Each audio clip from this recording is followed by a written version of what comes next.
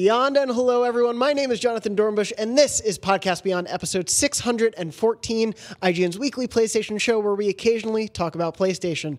We're off to a great start today because they are jackhammering outside our window, doing a lot of construction, so sorry if you hear that.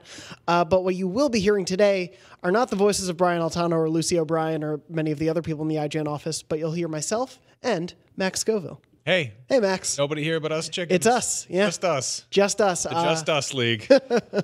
Obviously, it is the fall season here, and either people are very busy or very sick. Or both. Or both. So there's a lot of outages in the office right now, a lot of people busy on long-term projects and whatnot. There's some big games coming out soon, but we will have people to come back in the coming weeks. But for now, you're stuck with the two of us, and I think we have a pretty good show planned. Yeah. So why don't we jump right into News Crunch? I can find the music. There we go. That is a juicy apple. Goodness. Crunch. Gotta love that apple. Wow. A few things I wanted to talk about this week. Actually, some PlayStation news to talk about. The first thing I want to mention is if you normally tune into Beyond when it is live every Wednesday at 3 p.m. Pacific, and you're wondering why we don't talk about The Last of Us Part 2 delayed this week, it's because we did a last-minute episode, second episode last week, where we talked about all of that. So if you happen to have missed that, that's on YouTube, on podcast services, on IGN.com. Go check that out. We talked for quite a bit about The Last of Us delay. God, that feels like 100 years ago. I know, right? That was Friday, I think. Thursday or Friday. Good God. Yeah. Wow. Okay. Might as well have been last year. But some things to talk about this week. Biggest thing I want to start off with is the fact that this fall's big PlayStation 4 exclusive, Death Stranding, is coming to PC in 2020. Kojima Productions earlier this week tweeted out, we're very excited to announce, they said thank you all who have been supporting Death Stranding. Death Stranding release on PS4 is November 8th, 2019. Furthermore, Kojima Productions is happy to announce that Death Stranding will be coming to PC in early summer of 2020. So probably anywhere from 7 to 9 months or so we'll be waiting for the PC version. No other details about whether it'll be a Epic Game Store exclusive, or if it'll be on Steam, how it'll be released. It is being published by 505 Games, who most recently published Control, which on PC I believe was an Epic Game Store exclusive. So PlayStation will not be involved in the PC publishing side of this. But Max, I just wanted to talk about, first off, how do you feel about there being a PC port? I mean, I think knee-jerk reaction is that it's sort of like, it's almost like, I don't want anyone to get mad at me saying knee-jerk here, but I think it does sort of cheapen that feeling of a console exclusive, you know? But, you know, it's never a bad thing that more people get to play a game. For sure, yeah. And it's the kind of thing where, like, whenever, I don't know, when Rockstar comes out and they're like, we have a brand new game coming in, and everyone's always like, where's the PC version? And, like, they have skipped a few PC versions of things, but for the most part, it comes out later, you know? Recently their MO has been like, just hold on. It'll come. Yeah. The upside of this is always modding, which is going to be wild. I can't wait to see modding in Death Stranding. Yeah, seriously. I think people will get very strange with that. I'm trying to remember if I saw any weird mods in Phantom Pain when that went over to PC. Yeah. It's weird because this is the Decima engine. Yeah. Which is what Horizon is from, and which again, it's odd that, like, we know that, you know, this was a PS4 exclusive, and we know that Kojima has been working, you know, closely with Sony. But I think the fact that they were using a first-party developed engine to make the game sort of reinforced the idea of this being a Sony exclusive. So this is going to be weird that this is going to be the first game in that engine running on PC? On a non-PlayStation platform. Yeah, exactly. Yeah, that's the weirdest part for me, is like the way that the tech is now sort of transitioning to different platforms. I did write a thing briefly, and I brought this up because I've felt like a crazy person since they announced the PlayStation Kojima partnership way back in 2015. Way back then, there was a Q&A that's been deleted off the internet where it was on the PlayStation blog's like Medium account. They posted a Q&A, and they were like, will this be on PS4 and any other platforms? They're like, we'll come to PC at a later date. That post was deleted. PlayStation scrubbed it from the internet. So it's been this weird thing where before even Death Stranding like had a name, it was destined to be on PC, but Sony has tried to scrub that away from, you know, like. Well, I mean, obviously, if it's a console exclusive, they want to use that to like drive people towards buying their console. And it's, you know, anecdotally, I've seen people in like the Death Stranding subreddit who are like, yeah, I got a PS4 Pro for this. Yeah. I bought a box, and it's like, that's got to be a little bit frustrating. To be so sort of on board and excited about this. And I mean, it's going to be. I feel like PC ports can really go either way. Yeah. And it'll be interesting to see how this is received. If people are like, this doesn't run as well, or if this is like, I mean, it's running in an engine that was designed for the PS4. Yeah. So it's how will that play off Yeah. platform is different. Yeah. The timing to me is the weirdest part. And like the timing has to have been a Kojima Productions move and not a PlayStation move, because this undercuts the release by like a week and a half. And this came that's wild. Yeah, like I'm shocked they allowed the contract allowed them to do this. I would have thought this would have happened in like December. It would have been like, thanks for our first great month of Death Stranding. By the way, it'll be on PC. Like that to me is how this should have gone. And I can't imagine Sony is like too pleased about this being out there now. Yeah, that's a little bit odd. Yeah. It's also, I mean, it's I feel like when you say PC, that raises a whole new batch of questions in this day and age. There was a point where it was like, oh yeah, it'll be on Steam, I guess. Yeah. Now it's like, is it a Steam or is it an Epic thing? Or, Well, they have a new Koji Pro launcher that they right. reveal alongside it. Yeah, it's an interesting one. Obviously, they've talked a little bit about, this having a large multiplayer sort of aspect to it that's been shrouded in mystery pretty much, but how that will obviously be expanded on PC with a potentially larger audience, whether that'll be cross-play, given that PlayStation's not publishing on PC, will be interesting too. I mean, I'm honestly really curious to see what the sort of the long tail of Death Stranding is like anyway. Yeah. Because we've seen really varying degrees of ongoing support with, like, we haven't really seen a consistent like content roadmap throughout Sony exclusives. Yeah. I mean, Days Gone added golf carts and Spider-Man added like episodic DLC or whatever. And God of War was New Game Plus mode. Yeah, which honestly kind of like is cool, but it sort of pales in comparison. So Yeah. it would be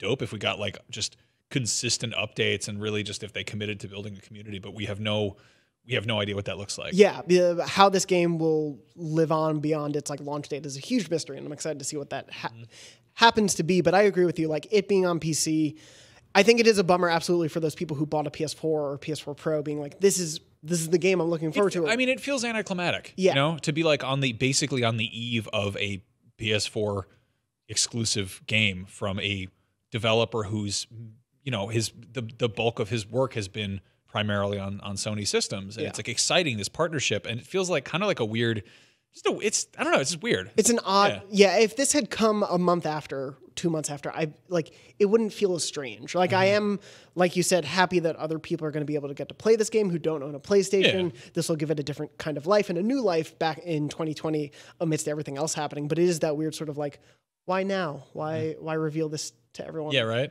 Who's pre-ordered PlayStation 4 Pro exclusive versions of the game. But it's cool to see that happening. Like we mentioned, 2020, don't have any other details too much about what that port will include, whether it will have mod support. I assume if it won't have support, someone's going to still mod it and we'll still get fun videos.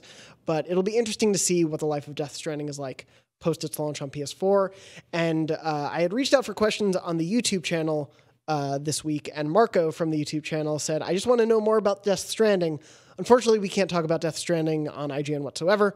The review embargo we have been able to talk about, it's mentioned on IGN.com. You can look forward to IGN's review of Death Stranding on November 1st. You can find out more information on IGN.com. But until after that time, nothing here. So we'll move on to other news. There was actually another piece of interesting PlayStation service news, and I'm going to try to pick it up because I forgot to put a link in the run of show. But PlayStation Vue, which is their cord-cutting cable subscription service, is being shut down. That's not surprising.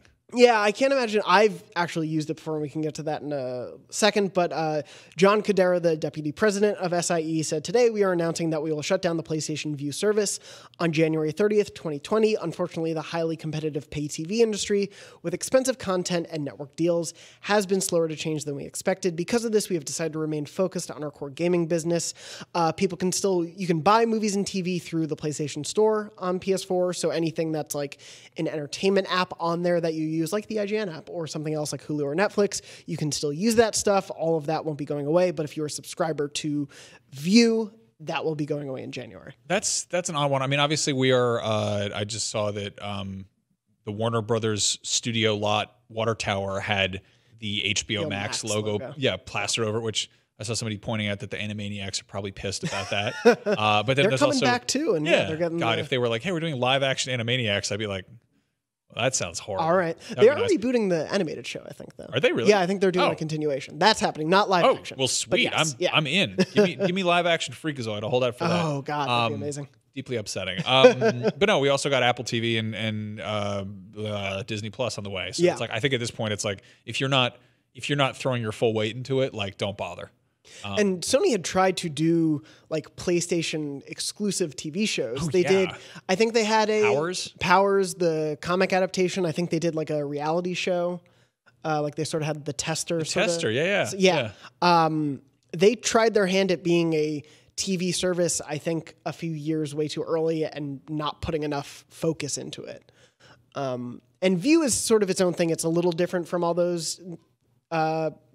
The subscription services in the way that it was like, this is basically if you don't want to pay AT&T for cable, you can use View. I used it for a bit in college actually because my roommates didn't want to get cable or anything, so I subscribed because they had like a 2 free month thing to watch Big Brother in the summer, and it Is that the title of the show or when Big you were Brother in watching the it? summer? No, Big in Brother.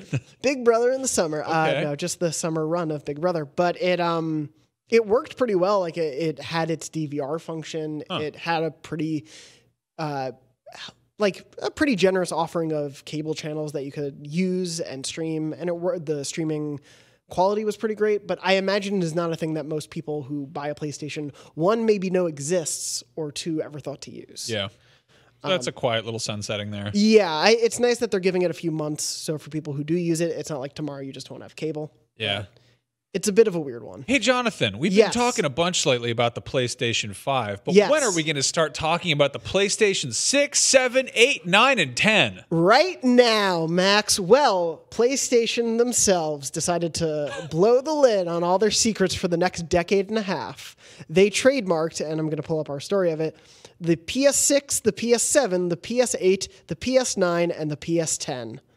So if you're looking to squat on a trademark for PlayStation 11, now's your time.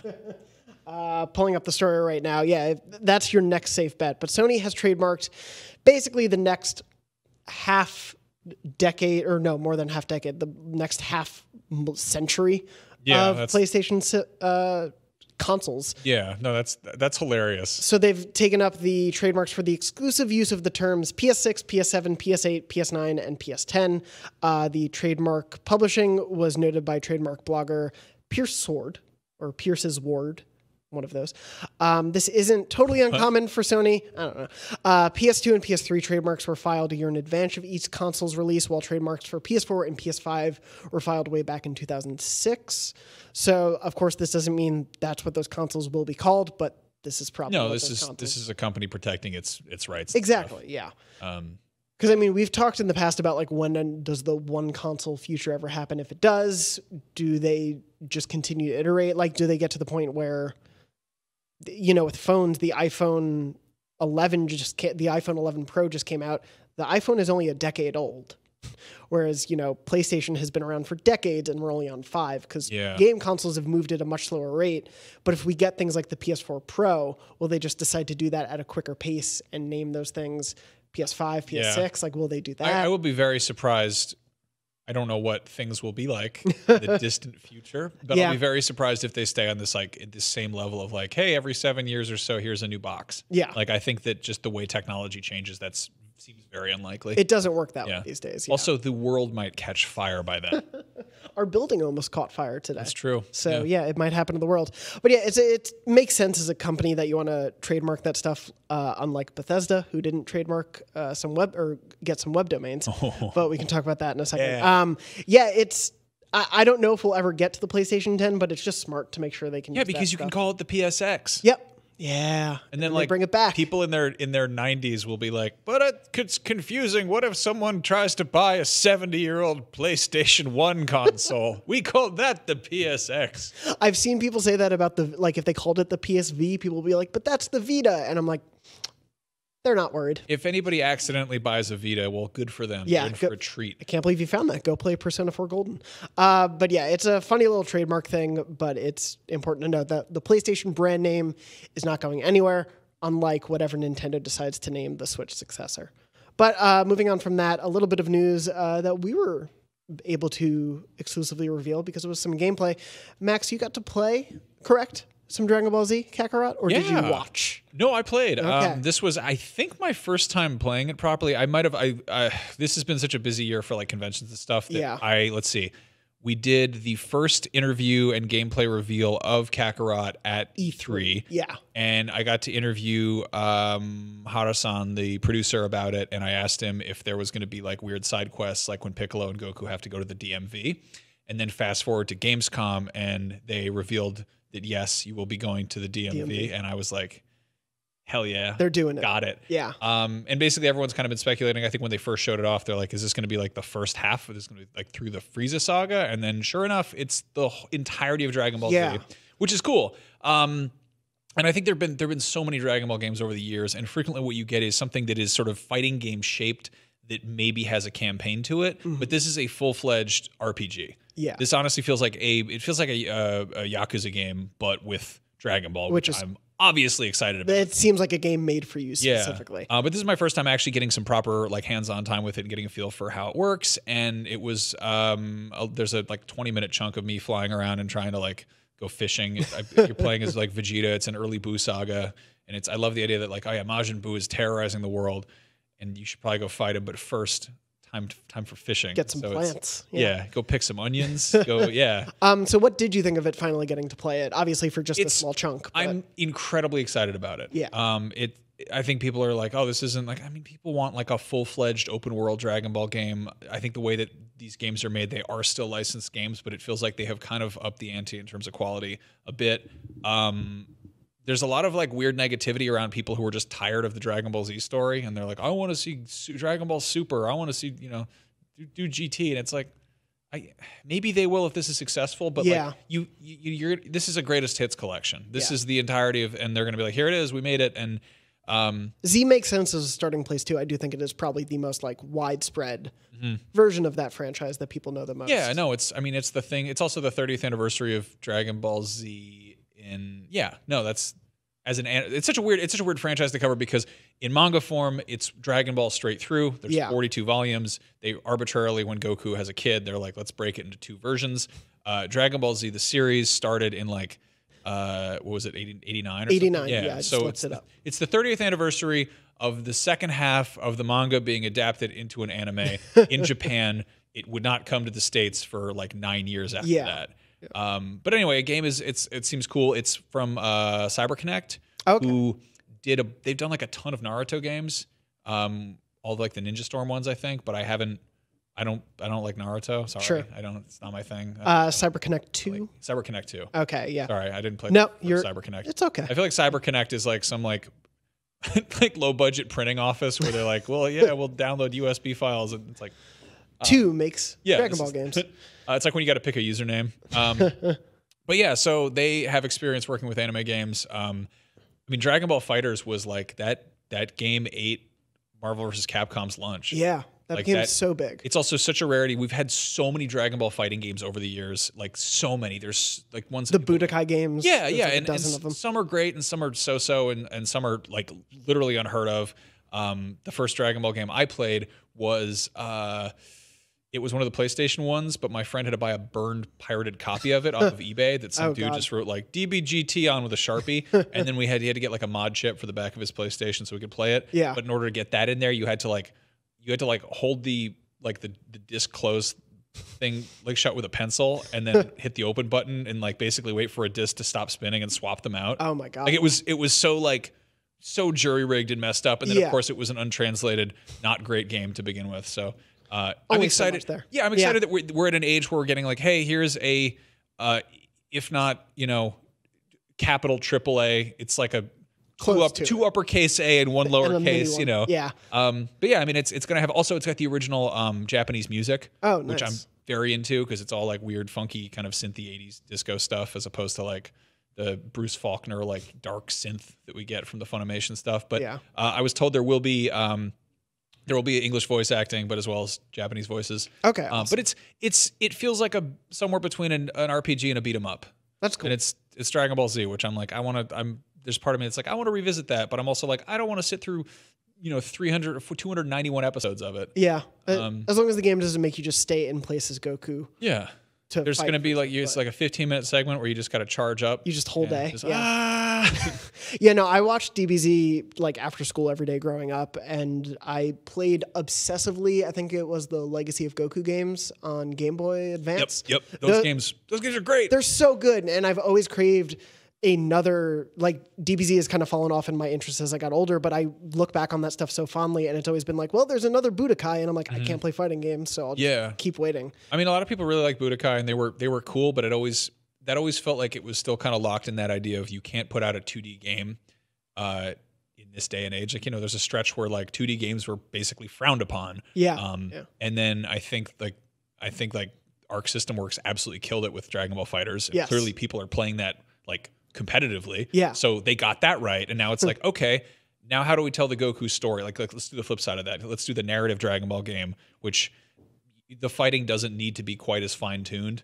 Yeah. Which is, if it's like a weird arena fighter. Like I fought Majin Buu as Vegeta, and it's like, it's a mixture of a little bit of button mashing in a beat 'em up fashion and like throwing in some combos and stuff and resource management. And it's got a bunch of playable characters, and it's like there was we've seen like screens of like Gohan going to high school. So there's going to be like, it's going to be doing like nice little sort of, it's a grand tour of all the various DBZ moments. So that's great to hear. Super excited about that. That comes out in January? I think it's January, yeah, which is like, I feel like this is a perfect kind of like sleepy January game to kind of burn through. Yeah, it's a great way to like open up what is going to be a crazy year to have this come out January 17th. Yeah. So yeah, that should be really fun. Thank you for putting all that gameplay up. Yeah, I wrote a rare preview, so go check that out. Exciting. I wrote a bunch of stuff about Vegeta kicking a fish. Perfect. Yeah.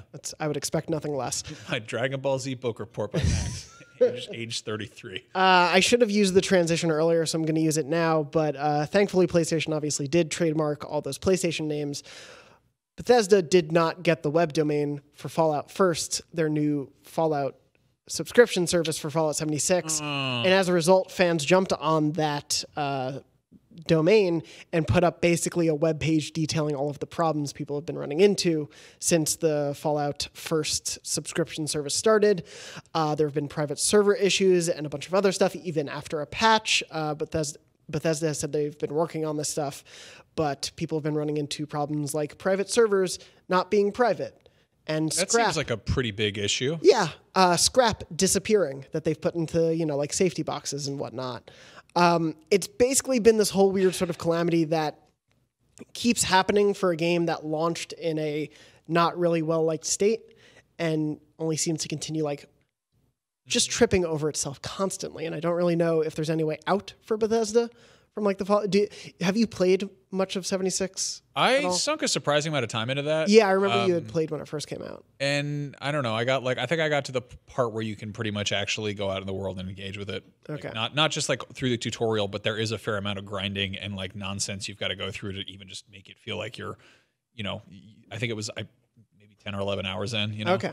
And it's, I had a fun time with it, but I also fully recognize everything wrong with it. And it's really a bummer to see like this far into that game's like life cycle that Bethesda's just like continuing to just do the wrong thing and say the wrong thing and just piss off their audience. And like, I don't know, it hit me the other day that like, oh, hey, Skyrim's one of my favorite games ever made. There's a very good chance that Elder Scrolls 6 will not hit those same notes. Yeah. Like I remember at E3 2015, I guess. I was totally lukewarm on Battlefront in spite of it being cool Star Wars stuff, and totally like ride or die for Fallout 4. And then November rolled around and I was like, Fallout 4 it was just like, this doesn't feel like a step forward enough to me. And then I wound up just shooting a bunch of stormtroopers in Battlefront. And it works out. Yeah. I mean, it's weird how your expectations can totally fall flat, but I don't know. They have like a direct line of communication with the people who play their games, and they had that whole like mea culpa E3 presence where they came out and they're like, we're listening. We're doing our best.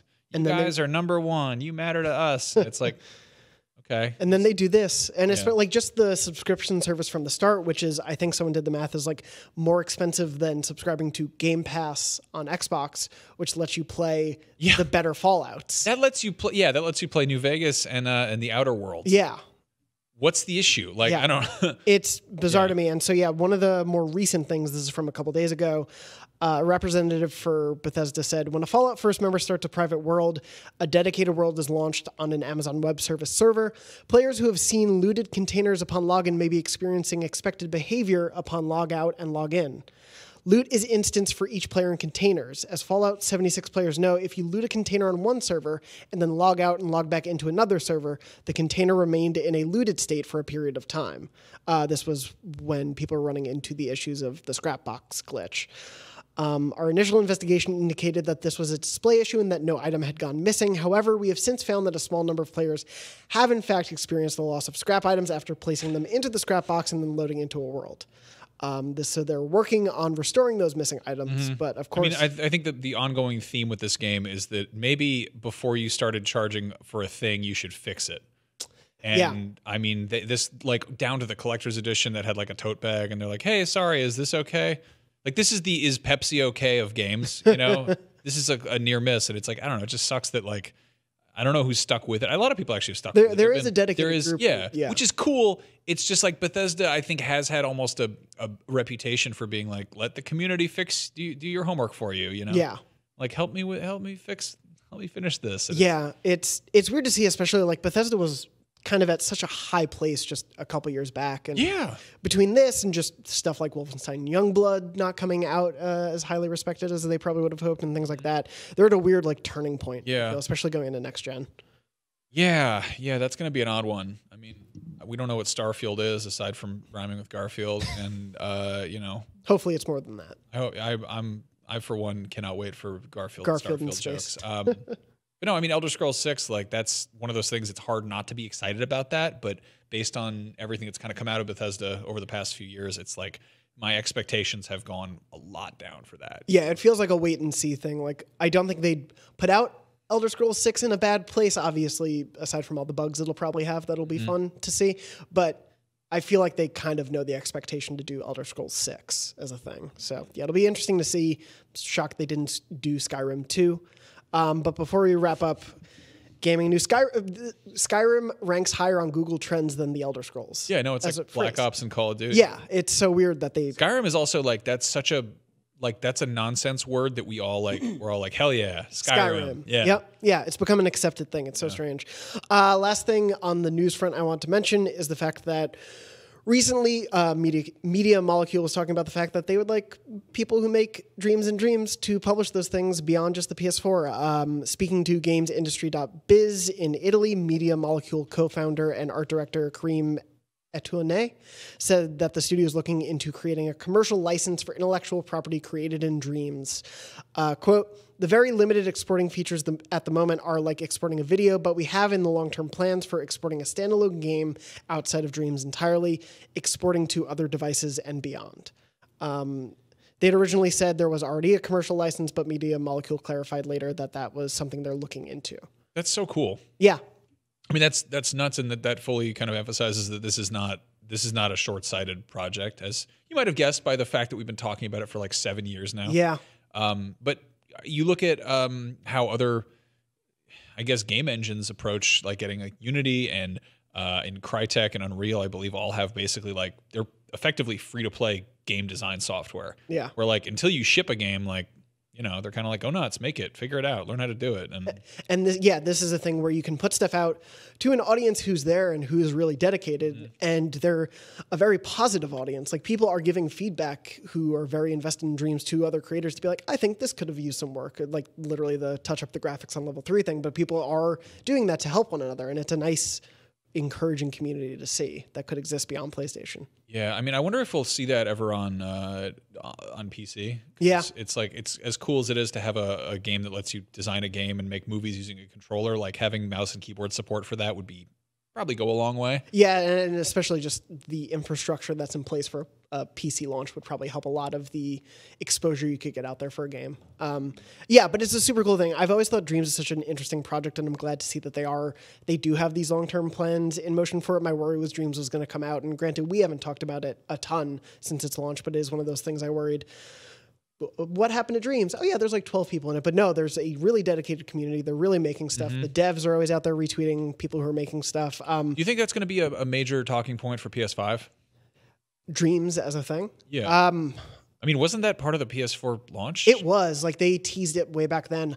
I think it'd be really cool if there was a like free-to-play version of Dreams available on day one for PlayStation 5, and every Dream made on PS4 ports over. And so every PlayStation 5 player can be like, here's 100 weird, cool things I can play in Dreams. That's a pretty good selling point, is like, hey, maybe our launch lineup isn't quite what you're hoping for, but here's your starter kit. You know? And it's like, do you have an idea? You can make it. Like, just buy the $30 edition, then you can make this stuff. But I think if they had like a Dreams Play launcher and it was go play any of these 2,000 Dreams that were created, that'd be a hell of a way to start things off. Before leaving Dreams, though, I do want to give a shout out to Dan Cool, I believe, if it's how you pronounce your name. If not, I'm sorry. But Dan is in the Facebook Beyond group, which is facebook.com/group/podcast beyond. He makes the banner art each month and also makes ridiculously great in-game Dream stuff. He's been really invested in Dreams. He's been making a ton of just different like weapon models and like lighting tests and locations. Like he's sculpted some amazing stuff, and he posts it in the Beyond group as he's making it through. That's awesome. Check that out. Yeah. I mean, it's funny because like you hear about what is it? It's Joseph Gordon-Levitt's whole thing where it's like artists can come together and make assets and make things together, and Dreams is like, no, but if you want to make it's just swords and music, here you go. Yep. Here's the tool set for that. And then if someone wants to make the game from that, they can grab your sword, and it's always credited back to that There's person. something much more manageable about that idea of like just crafting assets in that platform. Being like, hey, if anybody needs tires, here you go. Yeah. You know? It's so cool that it can be like that. Like, you can just make an armory for someone else's game. Someone else can be the musician who just produces an album in Dreams. Like, Dreams is so multifaceted, and they keep adding to it and keep supporting it. I'm super excited to see what happens there.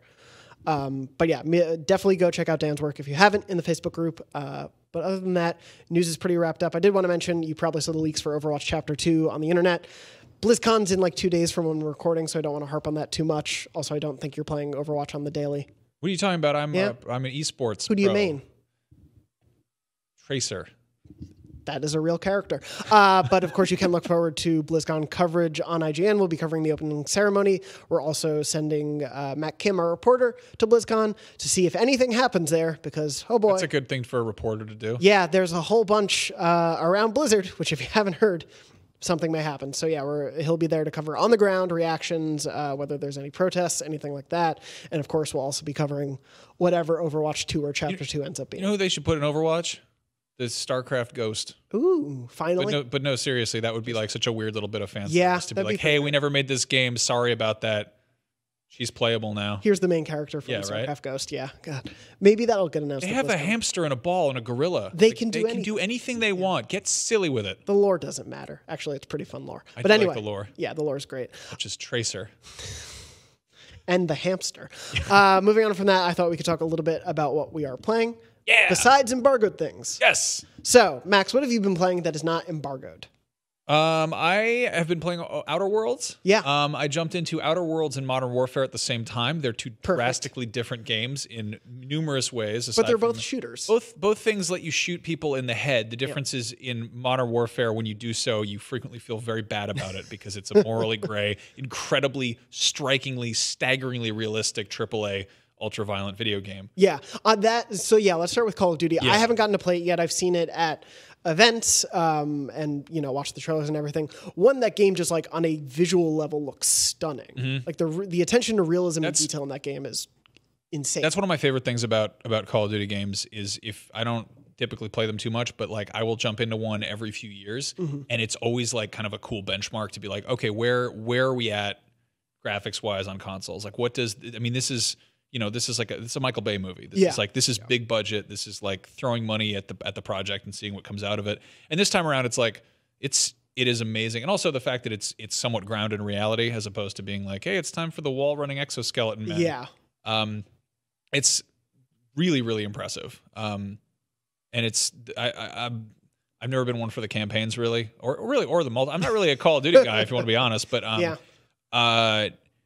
yeah, jumping into the story this time is kind of cool because it is like a fresh reboot. Yeah. How much of the campaign have you played? Not much, like a few handful of missions. I think it's really well presented. It's just very much like, hey, here's a situation in which you might shoot an innocent person in the head, and that's kind of been like their whole angle here. And I'm not about to be like, I don't know, shame on them for trying to tell that story, or oh, Call of Duty is too bombastic to tell that story with the proper nuance. It's Call of Duty. It is what it is. You know? Like nothing I say will have any impact on that just monolithic, like unstoppable, beast of an IP. Yeah, even on like a down year for Call of Duty, it's still the #1 game of the year. Yeah, seriously. There's no stopping it. I played the hell out of Modern Warfare, the original Modern Warfare and Modern Warfare 2 back in the day, like both single player and multiplayer, and adored that stuff. And then I've just kind of dropped off the franchise because I was interested in other things. But yeah, the reboot nature of it really interests me because, you don't evoke the name of their arguably one of their most beloved entries to just kind of put out a so-so entry or something that's not trying to be daring. Does the morally gray stuff, does it feel like, do you need a breather afterwards? Like, how is the... It's just, I don't know. I typically jump into video games for a sake of for escapism, and to be like, sometimes that means like I need to lash my winter depression in the ass by playing Bloodborne and getting shrieked at by spider eggs and whatnot. Sure. But in this case, it's sort of like, it feels like a reminder that the world is horrible and gray and bleak, and there's like a lot of bad stuff always happening. And I think for some people there's a catharsis there where they're like, I wish I could do something. I don't want to get shot. Actually, here's this like, escapism to jump in and you shoot the bad guys and presumably things work out, I guess. I haven't finished the campaign. I can't speak to that. Someone probably wins. But yeah, I mean, it's incredible to see like the performances and stuff. And there's, I don't know, there's little touches I like. I do hate how like typically really serious, overly serious they are. Yeah. As it is, it's just the life or death of the war, the battlefield or whatever. But I did go by, a tank drove by me the other day, like not in multiplayer, in the game. And, they have like little labels that say character names. The tank was called Dirt Diggler. I was like, okay, that's a cute name for a tank, I guess. It's an interesting thing to throw in there. But the multiplayer, on the other hand. You have played some of that. Yeah, too, right? I've been dabbling in that. And it's like my issue with Call of Duty is that it really isn't that much fun if you totally suck at it, which I do.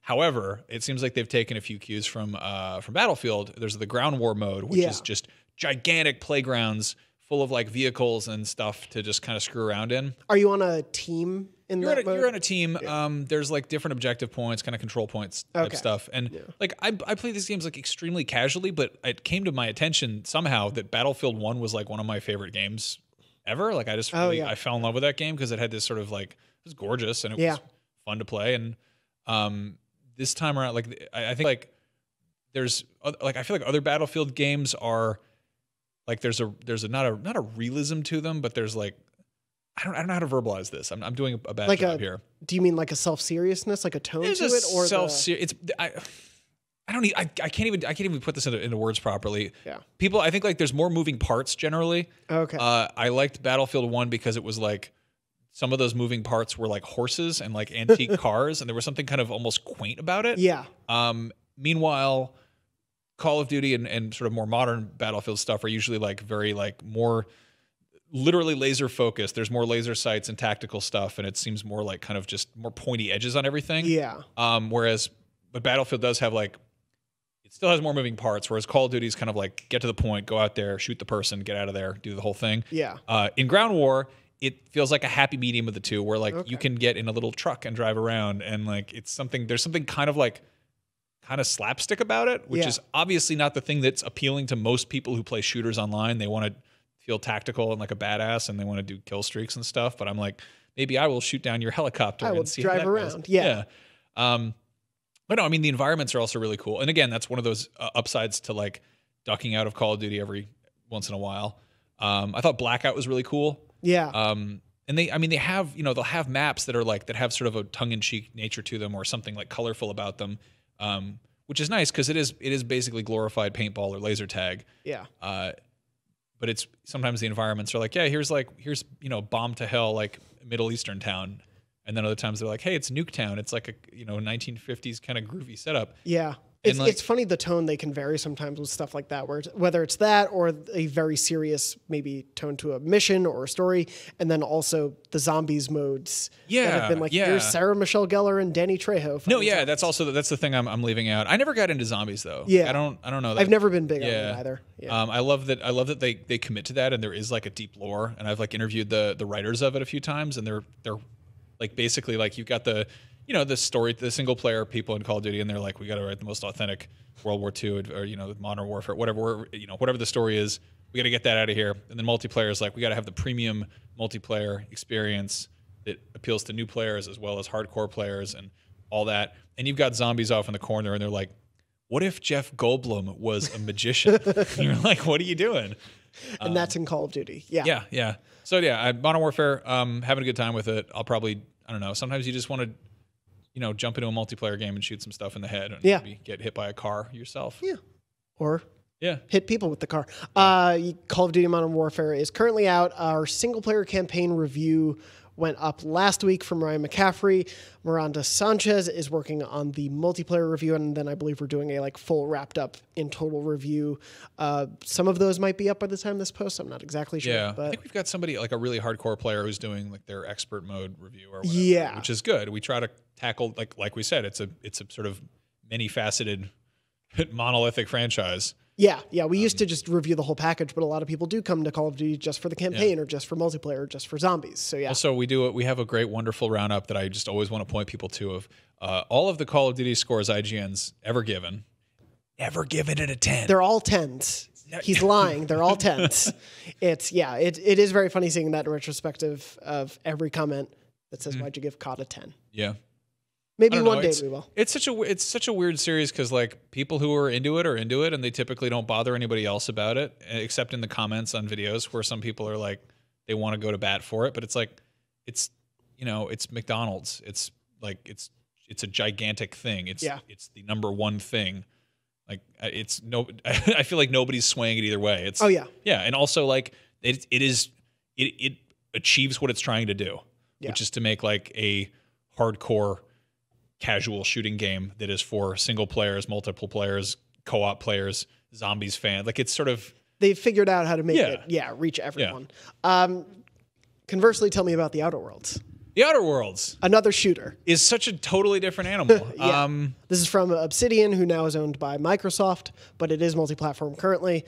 These are the guys who made Fallout New Vegas, the team who made Fallout New Vegas. It's very New Vegas-y. It feels like New Vegas, like New Vegas Pocket, New Vegas Light in a really nice way. I know some people probably want like a gigantic, huge, sprawling open world that's full of like dust and decay and everything. This is kind of like a goofy, colorful, very golden age sci-fi sort of Flash Gordon infused approach to this. But it is totally a Fallout like experience. Yeah. This is like, what if capitalism took over space and corporations own planets? And they're working on it. Yeah. We'll give them a chance. But in the meantime, here's this little tongue-in-cheek thing. And it's got a lot of the same sense of humor as Fallout. I feel like the aesthetics are a bit BioShock Infinite. Yeah. It's, Fallout is typically sort of Cold War era, 1950s. And then this is considerably like a step back. Okay. So it's got more like weird little...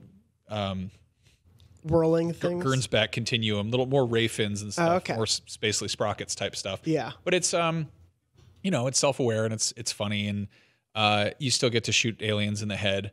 But I was surprised at sort of initially how sort of small the area it dumped me out in. But as the title would suggest, the Outer Worlds, there are numerous places to go to.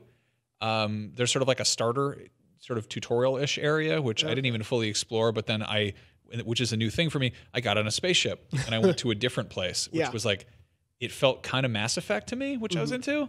It also very heavily leans on companions and like building relationships with them, which again is a nice bit of sort of Mass Effect 2 in there. Have you met any companions you really like so far? I've only got two. Okay. I've got this this woman named Havarti, I think. I've seen tweets about her. And she's voiced by Ashley Birch, and she's very nice, and she annoys the hell out of me because I'm trying to play as an actual monster.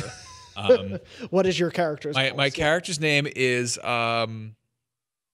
God, something tuck its beef wit. Tuck its beef win. That's it. And I'm as dumb as possible. Good. I'm very strong. I'm super duper strong at melee.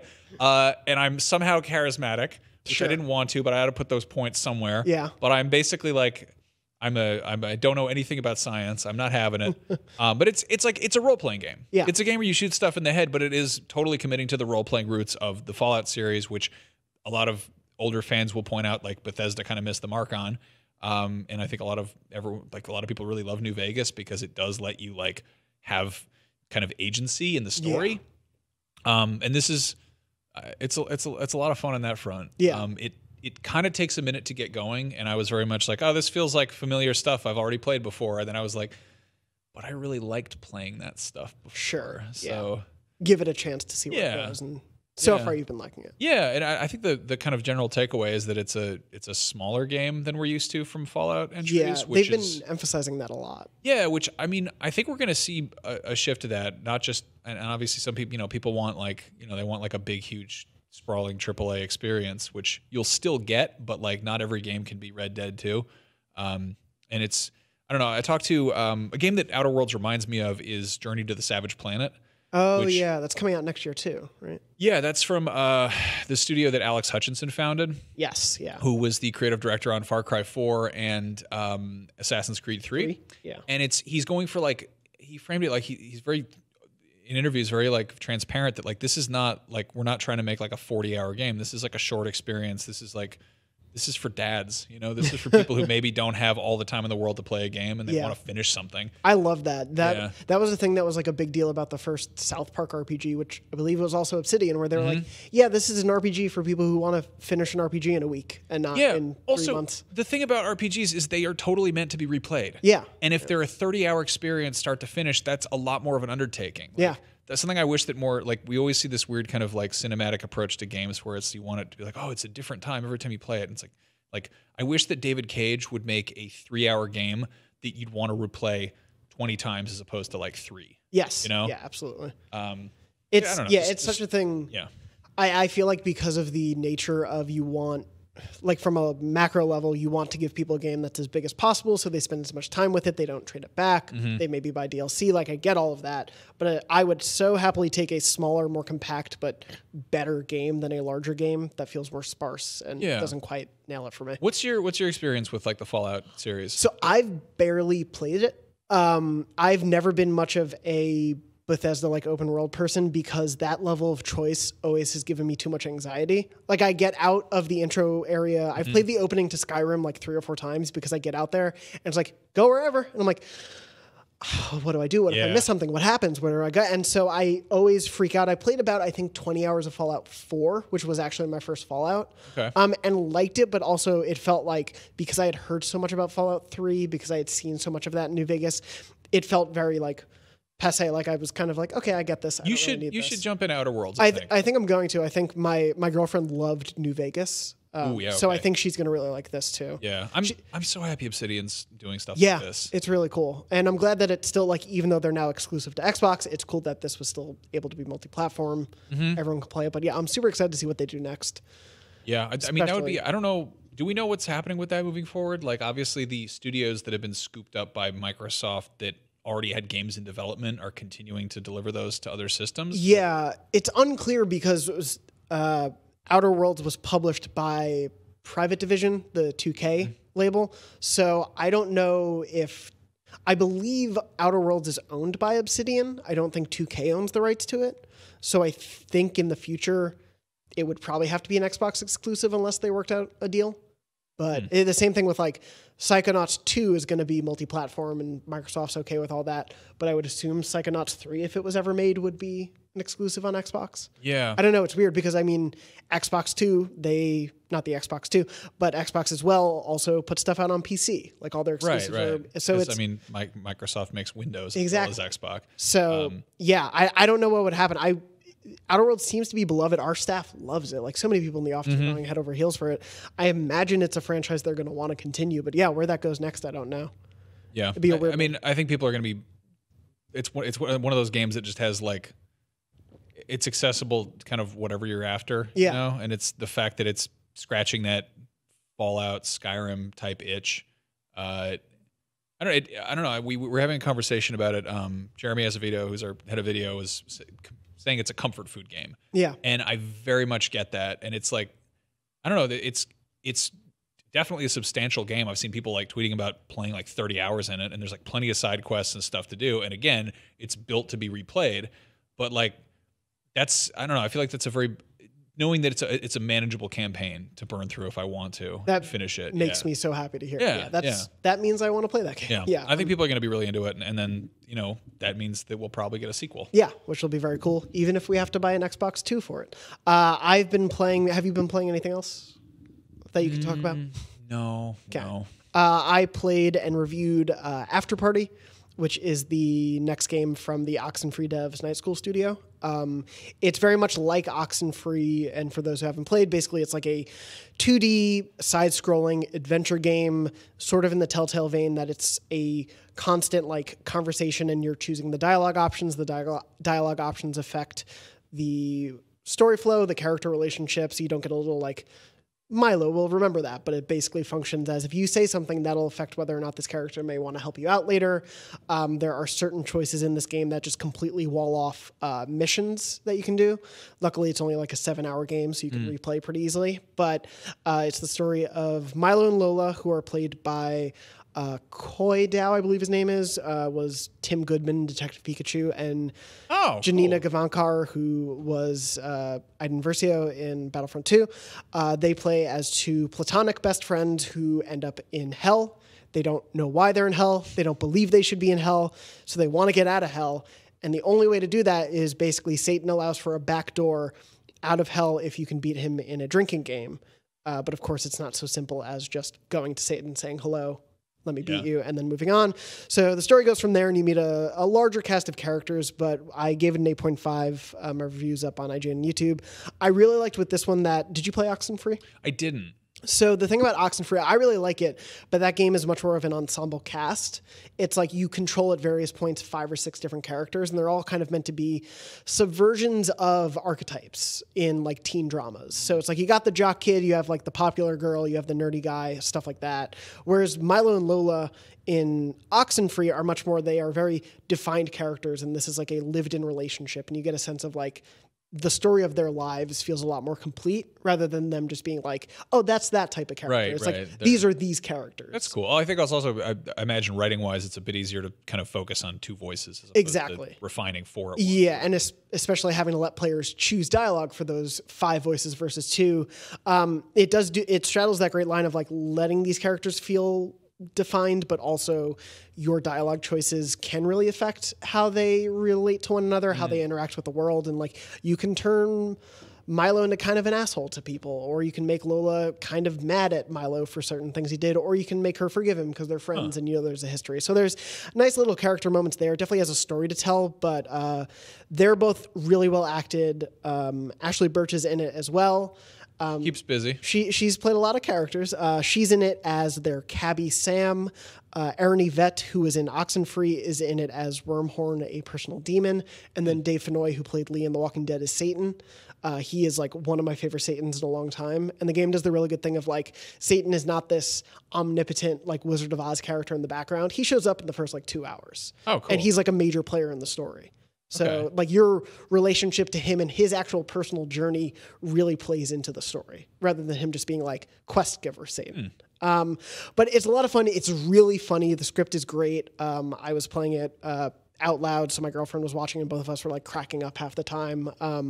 It's really well written. There's a fun couple mini games in there, like there's beer pong and Jacob's Ladder and stuff like that. Oh, cool. That you have to compete against. That sounds considerably more gamey than I got the vibe that Oxenfree was. Yeah. Like Oxenfree felt kind of like almost like here's a playable graphic novel type of thing. Yeah, and this is that for a large part of it, but there is a little bit more gaminess to it, which I think will help people who maybe are interested in that story but maybe need a break from constant conversation. Yeah. Also, I mean, hearing it's funny is great. It's a funny premise, but like, does it get serious at all or like heartfelt? It does, but I think it handles that tonal shift well. Because it's never like, all right, now we're in the final act. This is where it's sad and serious. It does a really good thing of like personifying emotional ideas that would tie into the afterlife well into being both funny and like cutting. Like a lot of stuff feels like, oh, that gets a little too close to home. Does it have some Good Place vibes to it? Definitely, yes. Okay. Yeah, there's that a very, seems- like, if you're a Good Place fan, this feeds a lot into that sort of scenario. Like, everyone knows this is hell, but the whole thing about hell in this game is it's basically a group of islands, and when people aren't at their day jobs of torturing or being tortured, they go drink at bars. Okay. And so this game is like a perpetual, like, 2 a.m. bar crawl. And that's just kind of the world that you're existing in. That sounds like fun. And it's kind of reckoning with the ideas of, like, it really does a great job of when you have to make moral choices, you're working with human morals, but you're also working with demons. So maybe the moral choice isn't always the best choice or the right choice. And because you're trying to help demons, and sometimes you'll be like, oh, I saved that guy. Oh, saving him means I screwed over some other people. So that's not great. Yeah, it does that really well. And I should also mention, former Beyond cast member Alana Pierce is in the game. Oh, yeah. Just for clarity. We don't talk about Gears of War on this show because it's a conflict of interest. Of course. He was in that. Yeah. Nah, I'm just kidding. That's Xbox. It's Xbox. Silly Xbox. But yeah, it's a lot of fun. I'd recommend you check it out. If you're interested in learning more about it, review and everything are on YouTube and IGN. But yeah, totally like that game a lot. Hope it doesn't fly under the radar. Before we wrap up, I thought a couple questions in Memory Card Story, if you have the time. Sure, yeah. All these questions this week come from the YouTube community. I'm trying to spread the love. Hey, yeah. Actually, can I real quick just say, our YouTube, like, obviously people watch it on there. If you like the show and you watch it on YouTube, please just jump in the comments and just say something.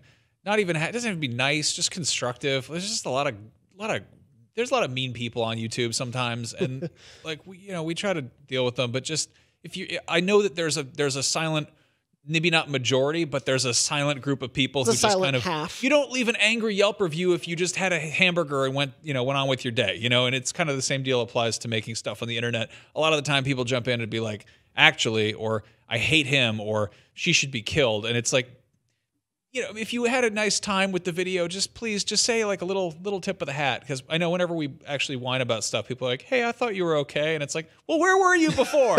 So and like whenever we do jump in, people can be like very nice to talk to a lot of the time. So like, please jump in. We make this show for you guys. We have a great time making it, but we make it for you, and we want to be able to like. And we do read the comments, and it can be like, it can be really just it can be like just having a bad interaction with a stranger, Yeah.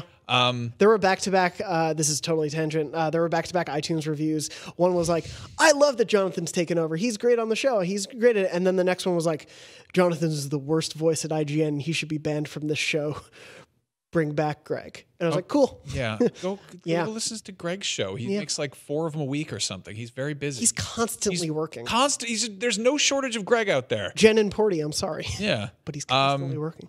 But yeah, no, thank you to everyone who is positive in those comments. We do appreciate it. We do see it. We do notice it. And we thank you for being fans of the show. Yeah, we appreciate that. And if you haven't said a nice thing, even if it's not to us, go say a nice thing to a creator that you love. Go say a nice thing to a stranger within reason. Don't be weird. Good strangers. Not the bad ones. Anyway, questions from strangers, but also fans of the show. The first question comes from BPFT. What is the scariest moment you've experienced in a non-horror PlayStation game? So non-spooky games. Oh, God. I think I went into Gone Home completely cold. Oh, yeah. And I was like, people like, you got to play this going cold. And I was like, okay. And spoilers, that's not a horror game. But that intention is there. Like the developers have talked about, they want it to feel like it could be a spooky thing. Yeah. It feels like coming home and the lights are off. Yeah. There is an eeriness to the game that I love. It took me a cool minute to be like, where's the ghost? Yeah. When are you going to come out? That happened to me that whole playthrough. God, I forgot about that. Yeah. That one, there's a couple like jump scares. I wouldn't call The Last of Us a horror game, but there are definitely a few like moments in there that you wouldn't call The Last of Us a horror game. No, I'd call it like a suspense. Are you kidding me? Yeah, it's not. I'm not. It has like mushroom people who you have to stab in the head with a box cutter. So does Ratchet and Clank, but that box cutter turns them into a sheep. Okay, aside from The Last of Us. I didn't actually think this through because that was going to be my answer. I haven't gotten scared at a lot of games. I don't know. Yeah, Gone Home's a good one. What's another? Is Observation? Did you play that this year? I don't know if that counts as horror. A little bit. I mean, it's horror-ish. Okay. It's definitely a spooky, creepy So just game. spooky games scare me. I've been scared by... Oh, I definitely got startled by Accounting 101. Because it's in VR, which makes everything scarier. There's a part where you... like, and the game just kind of like jumps you... like it puts you in different scenarios, and like... It's weird because it's not a jump scare, because jump scares imply like a thing jumps out at you. This is like a teleport scare where if you just suddenly like open your eyes and you were someplace different, it's disorienting. Yeah. So it's like an inverse jump scare, but at one point it just like drops you in this like terrifying Justin Roiland drawings bedroom, and it's just this like large like, you know, like weird moon-faced white guy who's just like looming all over the entire room, and he's like, "Hey," and you're like, "Ah," and it's funny, but it's also weird. That's definitely not a horror game. It's one of the funniest games I've ever played, but it did startle me a bit. Okay, how about this one? Batman Arkham Asylum. I know it's in an asylum, and there are spooky moments. Okay, fine. Is it Killer Croc? No, it's the morgue, where you're basically on your first Scarecrow drug trip, and you're going back and forth between the morgue rooms. He's called Scarecrow. Look at you with your nerves of steel. Fine. Super Mario 64, that penguin is scary. Fair enough. There we go. There Moving on is. from that question. Sorry, those weren't PlayStation games. Apparently you're a very tough boy. I am the strongest of men. Fede asks, what PlayStation character would you dress up as for Halloween? I've done that. I've done that a few times. I've dressed up as Kazuma Kiryu. Oh, yeah. I actually had a Halloween party...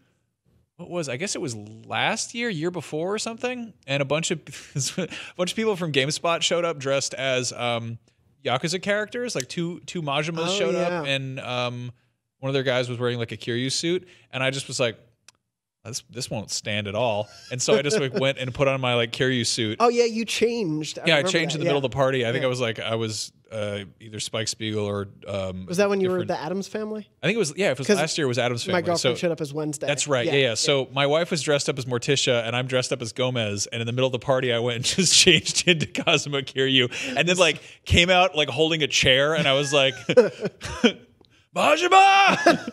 And a couple years before that, I spent just way too much money making a Punish Snake. Oh yeah, that was which really is good. Still my like avatar somewhere. It's so great. Yeah. You took that was when we took photos in the studio. And you have a really good one from the MGS5 one. I've never dressed as a PlayStation character.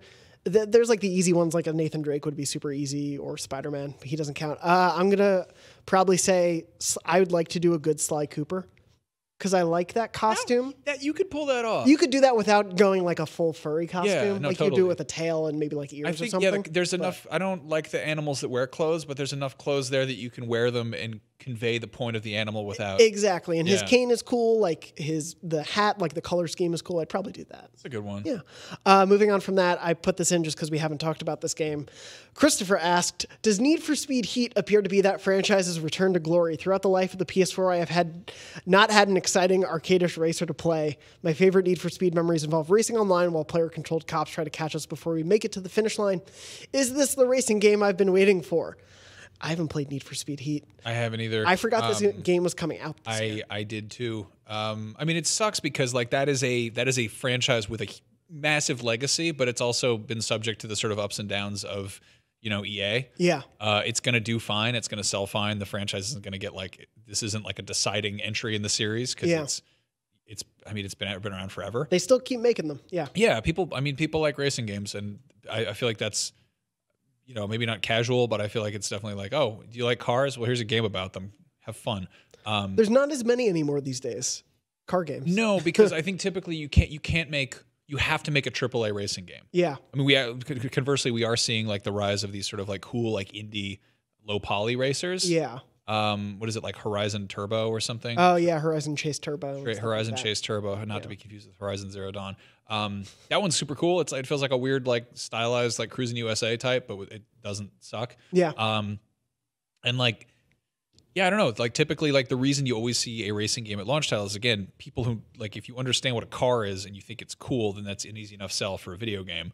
But also like they make wonderful sort of tech demos. Yeah. But the problem with that is, in order to make them like both a good game and also look cool, it takes a lot more resources as the technology gets better. Yeah, especially when you're dealing with real cars, because you have to deal with all the licensing, the modeling, the agreements for all that stuff. Like GT Sport has taken an interesting route this generation. Instead of few Gran Turismos, they've just been constantly updating that game. It gets updates all the time. But I assume we'll see a new Gran Turismo for PS5, if not near launch pretty soon after. Yeah. I wouldn't be surprised if we got like a small tech demo Gran Turismo. I'm like a very like I love to dabble in like a driving game here and there. Yeah. The Forza Horizon games are great. Yeah, I got Game Pass to play Forza. Yeah. And I love it because I have this god awful. I have a car that has it's like a Subaru that has Peppa Pig stickers all over it because you can find apparently literally anything on that like skin store. Yeah, I mean it's I feel like Need for Speed lives in a weird space where especially the anything that's along the lines of like Hot Pursuit or like where there's like a sort of criminal element to it because I think as games get more realistic, you're like, oh, well, are the cops going to shoot your tires out? Like also, you could also play GTA if you're after that thrill. Yeah. I mean, GTA kind of having a criminal driving element to it with also an online component and a competitive side to it, I think kind of swooped into Took away some of that. Yeah. Yeah, it's interesting. Need for Speed, I'm excited. I like as a big racing game fan from back in the day, like not recently, but the day-night cycle being a key gameplay element here where like day is very different from night. I'm excited to see how that plays out. But yeah, that comes out November 8th. So if you're not playing Death Stranding, Need for Speed Heat will be out. Last question is from... Oh, yes. I did a roundup of games coming out this month for a video. Do you remember that game, Golem? Is that coming out this month? That's coming out the same day as Death Stranding. Oh, no. That game looks so cool. PlayStation VR exclusive Golem, which we have been talking about since 2015. Oh, man. Yeah. Yeah. That's Marty O'Donnell, I think. He's doing the music for it, at least. Yeah, I remember early buzz of that was not great. Okay. I remember there was but again, it was like 4 or 5 years ago. Yeah. So I have no idea what shape that game will be when it comes out. But it's PSVR exclusive, so... All right, hopefully we can play that and talk about nice that. Nice to know about that. Yeah, interesting. Last question comes from Mark from Tallahassee, Florida. Mark says, big fan. Microsoft is pushing Xbox All Access. Thoughts on if Sony would do something similar, and what are your thoughts on the overall process of this next chapter of acquiring a new console? Thanks for the weekly podcast. For those who don't know, Xbox All Access is a new program they've announced that essentially, like a phone, you can pay off in monthly installments in Xbox that you can buy with Game Pass Ultimate and Xbox Live all bundled in. Basically, you can choose which Xbox system you want, Xbox One S, One X, or I think the SAD edition, and you can pay it off in monthly installments. For those who buy into this plan before, I believe, the end of December 2019, you'll be entitled to upgrade to an Xbox Scarlet after 12 months of payments or after 18 months of payments after that. So basically, this is sort of turning into the like phone model or like a car model, basically, of your console. You'll own it after that time, like you'll have paid it off, but you're paying it off in monthly installments. It comes out to, I think... Damon did the math for an IGN now. It comes out to like a $17 savings overall. So you're not really saving money by doing this, but it's more the idea, I think, one, to offset the cost of a system, and two, to get people into the idea that if you buy it this fall... Is there anything is there like a down payment or anything? Or is it like... I don't believe so. I think it's basically you just start off with the monthly installments. So you can get like an Xbox One X for... That seems easily exploitable. Yeah. Honor system. They're like, don't stop paying us, please. Xbox One X would be $30.99 a month for 24 months. No upfront costs, 0% APR. That's the same for any console. Man. Yeah. I mean, that's cool. Yeah. It's like that's great. Do you think we'll see something like that from PlayStation? I don't think so either. Yeah. I think there's a very different mentality there where Microsoft is an American company looking at probably how, I feel like Americans handle phone. I actually don't know how phone plans work in Japan. But I don't either. I get the feeling that Sony, again, meanwhile, is a consumer electronics company. And since the dawn of time, they have been like, we are selling this consumer electronic. Would you like to buy it? Whereas Microsoft is like, how should we do Windows licensing? How do we get people to upgrade things? Yeah. They've got like a sort of more, I mean, they're a newer company with, I think, a different approach to stuff. Yeah. And for me too, like, part of the reason for this, if the intention is for the upgrade program for Scarlet, is like at the end of the day, Sony is the leader right now. They probably wouldn't see a need to do this. Xbox, meanwhile, is like, if people are going to be buying an Xbox One X this fall, let's make it cheap for them this fall and then give them a really easy reminder. Like, I'm sure next fall, if you're in this program, you're going to be getting emails every week. Hey, upgrade to a Scarlet, and no additional cost. Like, that's just going to be part of the program. That's bonkers. Yeah. That's a pretty good way to like. I have an Xbox, but that's tempting. Yeah, I've wanted a One X because it's a 4K Blu-ray player right now. Yeah. Getting that and knowing I'd just be paying $30 a month, it's half of a game. It's bonkers when you think about like $30 a month to have and that includes Game Pass? Includes Xbox One X console, 24 months of Xbox Game Pass, and a 12-month console upgrade option. Yeah, so you're getting Xbox Live and Game Pass. Yeah. And you compare that to like the streaming services for like, hey, here's Netflix or whatever. Like, yeah, Netflix is like 12 a month at its base. That's I think Game Pass Ultimate on its own is 15 a month. So for twice the price, you're getting a One X. That's insane. Yeah. God, that's crazy. Yeah, I mean, that's 100% them trying to get in front of next generation. And it's smart. That's great. Yeah. It's very cool. I don't think we'll see it from Sony. No. But we'll see what happens post-launch. And as we've mentioned before, I imagine there will be some really good deals if you've never owned a PS4. Also, competition is great for us, the consumers. Yeah. It only helps in the end. Before we wrap up, do you have time for a memory card? Yeah, totally. Awesome. Let's jump right into that then. Are we going to play the number one question game, though? Trophy test? No, what's in my pocket? Don't you want to know what's in my pocket? I didn't want to ruin it. Yeah, someone asked have from a the... surprise for Yeah, Brian? I was going to wrap up at the very end with that. Yeah, we can come back to that. Okay, we'll come back. Anyway, this is Memory Card.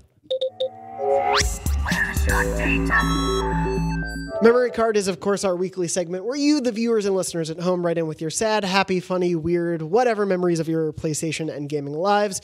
We read them on the show. You can send them in to beyond@ign.com with the subject line Memory Card. I did a call out last week because we were running a little bit low at the email, and thankfully a bunch of you wrote in since then. One Memory Card story this week from, let's pull it up. This is from Ben in England. Ben said, feel free to read this in a fake British accent. It's late in the day. I'm not going to try that, but thank you for the offer. Ben said, I have been wanting to write in for a while with this rather stretched out contribution to your memory card segment. You'll see why I held off sending it until now. I hope you enjoy reading it and that it might make the cut for the show. It did. It's a little bit long, but I do think it's a good one. Ben wrote, one of the earliest games I ever played online was on the PS2 SOCOM US Navy SEALs. In fact, it was one of the earliest PS2 online games out there, enabled by the wacky add-on modem you had to buy for the PS2. So we're talking like 2003 here. I was 17. It had a team-based online mode and even came boxed with a headset to allow for receiving in-game insults from other players. My story, though, thankfully is about a more positive use of the headset. During one session, a fellow SOCOMer and I stayed in the same team for several rounds. We began to chat and soon identified that we both liked the Resident Evil and Silent Hill series. At one point during some connectivity issues, which were common in those days, I actually had to ask, hey, is the Resident Evil guy still on? He was, and through more conversation, I discovered his name. We'll call him Max, in case he doesn't want all the fame. And we agreed to stay in touch. We did just that and found we had a lot of common tastes beyond just the games we played, but also the desire to make video games for a living when we grew up. It then transpired that he lived in a town just 7 miles away from where I lived. We quickly established a friendship outside of the online world, and we play games and watch horror movies whenever we met up. We both shared a love for the Silent Hill 2 special edition only making of DVD and decided to act on our passion to make games and do so together. For the next year or so, we would work on building heavily Silent Hill-inspired scenes in our spare time. Me building 3D environments, him using his audio composition skills to devise a soundtrack. I totally cherish how awesome it is that PlayStation facilitated that introduction and what led to the friendship and all those great experiences during that time of my life. The story could have ended there and still be awesome, but no. Fast forward the pacing a little bit, we both applied and gotten into university in games-related degrees. He took his place, moved up north, and got his degree. I declined my place and decided to work from the bottom up in IT. We fell out of regular contact, but still stayed in touch every now and then. Since then, after he graduated, he got jobs in game studios around the country and has had, by all accounts, a fantastic career so far. Me, on the other hand, while I've thoroughly enjoyed my career so far, I have not worked in the games industry at all, which always bugged 17-year-old me. Now we arrive at the beginning of 2019 where I had an epiphany. Why can't I work in the games industry, damn it? Don't I owe it to myself to try? Since that moment, I have been working tirelessly to make the transition to work in the industry from where I am today, academic publishing. Switching to present-day Max, the friend, he recently landed an awesome job at PlayStation in London and has just relocated down to start it. And guess what? Somehow, after a huge amount of hard work and lots of patience, and I'm shaking with excitement as I type this, I've also just accepted a super exciting job at PlayStation in London. It's crazy to think we will end up working together in the games industry at PlayStation after we have firmly established the dream all those years ago and have taken the completely different paths we did in the last 15 years. And had it not been for SOCOM, we may just have been another colleague we passed in the corridor at PlayStation and would be without this awesome story. So it's a huge thank you to SOCOM and to PlayStation for bringing us together and providing the meeting point for a lifelong buddy. That's so cool. I hope many other of you listeners have had a similar positive experience online, maybe not that exact. And I also work to encourage others who had a dream to work in the industry. It's not too late. Go for it. Thank you for reading this, and thanks again for such a brilliant show. Props to you all. So yeah, a little bit of a longer story, but I love the serendipity of all that. Yeah, right? Like you couldn't have written a more coincidental working out of things. Yeah. It's pretty amazing. So why do you want to work at PlayStation? Why should you work at PlayStation? I'm made friends with PlayStation. Yeah. So that's awesome. It's a really awesome story. Thank you so much, Ben, and to your unnamed friend for sharing that story with us. Again, if you have a memory card story you want to share, whether you work at PlayStation or not, send in your story to beyond@ign.com with the subject line memory card, and we'll read those on the show in the weeks to come. Before we wrap up, Max, what's in your pocket? Oh my, I have a real special treat for you today. Ooh. Small figurine of a man looking through binoculars like a pervert. What is he looking at? I don't know why I have that. He's in like business attire. He looks like either a cop or a Japanese businessman. Yeah. It looks But like he he's just got off spying. work. I think it's a spy. homie's doll. But I don't know why I have it, or why he doesn't doll. look like a homie at all. He looks like a cop. No, ooh, I almost Does it say? Is it the arm might come off. No. I don't know why I have this. Something is written on his butt, but I grabbed can't this read on it. my desk before I came in here. I was gonna ask, do you know when you got him? I've reached a point with toy nonsense where I'm just like, why do I have any of these? Where did these come from? So anyway, that's what's in my pocket. A small peeping Tom of a man. What will be in Max's pocket next week? You'll have to tune in to find out on Podcast Beyond. If you have requests for what I should put in my pocket, you can let me know. You can write to Max at Max Scoville on Twitter. I am at JM Dornbush on Twitter as well. Beyond is live every Wednesday at 3 p.m. Pacific at beyond.ign.com, youtube.com/IGNBeyond, and your favorite podcast services around the world. We, of course, are at IGN.com all the time, making fun videos and stories. You can read Max's Kakarot preview. You can read my Afterparty review. Max, you just starred in a pilot for us. Yes. 9 truths and 1 lie? 9 facts, 1 lie. Okay. We kind of fiddled around with the Who is title of the it. lie and what is the truth? Basically, I show up and I give you 10 pieces of wacky trivia about a particular topic, and one of them, it turns out, is not real, and you have to watch the whole video and guess which one, and you find out the answer at the end. So it's like, it's like one of those stupid puzzle riddle things where you have to flip over to read the answer, but you don't have to flip your phone or computer over to read the answer. You can just wait, and I'll tell you. Or read the comments. Or go to the time code in the comments, probably. Yeah, first episode is about Alien. Second episode is about Metal Gear Solid. And we just shot one today about Ninja Turtles. So it's honestly just kind of like me sitting down and dumping my brain out with trivia. I've been busy. I've been doing all sorts of stuff. Ooh. We put up the Up at Noon Halloween episode last weekend. Please go check that out. There are bits and pieces attached to it. You made costumes. I made costumes. We were sponsored. The only reason we were able to make the episode is that we were sponsored by Apex Legends. Basically, we don't get off our asses unless somebody's like, hey, your episode got sponsored. We're like, So I made homemade Halloween costumes, which were a lot of fun. And also, we ranked a bunch of underrated movie monsters. I would like to just really make a retraction. We did not include the scary octopus thing from Deep Rising. That should have been on the list. Why? I don't know. We were under pressure, apparently. And we also talked about never happens. Discontinued Halloween candies, which are like a weird thing for people in their 30s to yell about. But also, I want to give a quick shout out to I guessed it on another podcast, which is actually run by a pair of Beyond fans. I believe they're kind of funny best friends. It's called the New Entertainment System Podcast. It's the NES Pod on Twitter, but the gimmick is this: they have a random word generator, basically like a video game description assembler that pretty much Mad Libs is a pitch for a game, and you have to proceed to like discuss it. Oh, so it's like half workshopping it, half sort of like hypothesizing what would it be like. It's sort of like a imagination game jam, which is really fun. But yeah, we talked about like my turn of the century Metal Gear prequel idea, or a Gundam-inspired Lord of the Rings game. So very, very silly stuff. That's Go really check fun. them out. They're just a couple pals making fun games. That's awesome. Or fun podcasts, not about whatever. They're making the ideas for games that could be. Yeah, and I'm frequently out of stuff to promote on this show, but I've actually been very busy lately. So go check out the things we're making. Yeah, and of course, happy Halloween to all of you celebrating out there. on this very spooky episode of Beyond. Thank you so much for listening, watching, tuning in, reviewing, rating, commenting, subscribing, ringing the bell, whatever. And as always, Beyond. Ringing the bell? What is that? It's on YouTube. Oh, yeah. Subscribe. Beyond. Ding. Liv Moss.